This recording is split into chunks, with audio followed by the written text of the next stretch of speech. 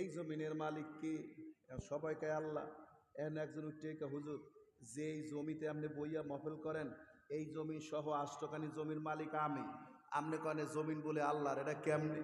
আমি কই চাচা, এত জি বর বুঝতে পারলেন যে চোখটা যদি বন্ধ হয় জমির দলিল লয়ে যাইতে পারবেন কবরে, কিন্তু জমি নিয়ে কবরে যাওয়া কথা কয় না। সবাই একবার জোরে চিৎকার দিয়ে বলেন ঠিক না বা ঠিক? পরের জায়গা পরের জমি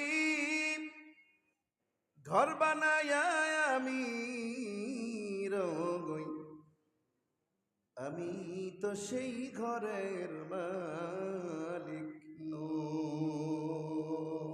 সুবহানাল্লাহ, বলেন তোমার লাগে। পরের জায়গা পরের জমি, পরের জায়গা পরের জমি ঘর বানায় আমি রই, আমি তো সেই ঘরের